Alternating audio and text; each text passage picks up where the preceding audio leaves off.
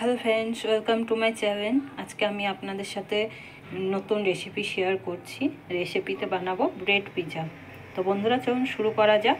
এখানে আমি ব্রেড নিয়েছি, ব্রেড অলরেডি সস লাগিয়ে দিয়েছি। আর এখানে নিয়েছি চিজ, ক্যাপসিকাম, পনির আর টমেটো। আর এখানে আছে অরগ্যানো, চিলি ফ্লেক্স। তো বন্ধুরা, এবার চলুন শুরু করে দিই। তো বন্ধুরা, আজকে আমি ঘরোয়া পদ্ধতিতেই বানাবো পিৎজাটা। তো বন্ধুরা, দেখতেই পাচ্ছেন আমার ব্রেডে সস লাগানোই আছে। তো এবার আমি কেটে রাখা সবজিগুলো দিয়ে দেবো।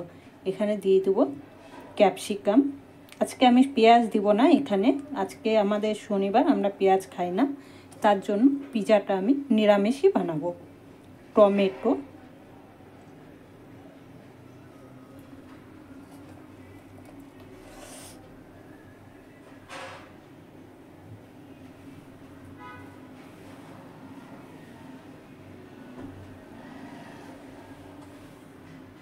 তো বন্ধুরা দেখুন, এখানে আমার সবজি সাজানো হয়ে গেছে। এবার আমি চিজগুলো দিয়ে দেবো।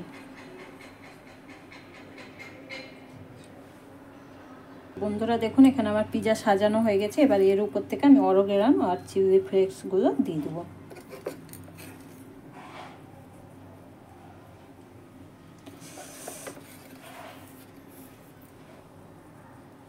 তো বন্ধুরা, আপনারাও বানাতে পারেন এইভাবে ঘরোয়া পদ্ধতিতে।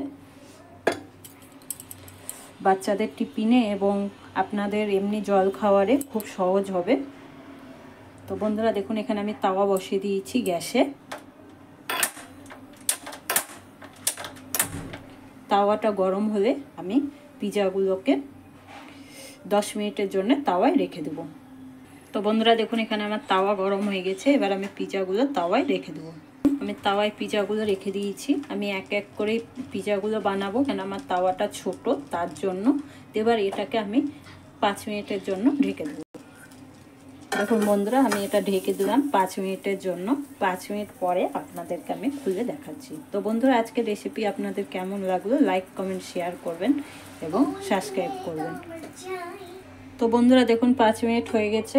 এই দেখুন আমার পিৎজাটা একদম কমপ্লিট হয়ে গেছে। আমি এটাকে উঠে নিব। আর আমি একইভাবে আরও পিৎজাগুলো বানিয়ে আপনাদেরকে দেখাচ্ছি। তো বন্ধুরা, একইভাবে আমি আরেকটা পিৎজাও রেখে দেবো এই তাওয়ায়।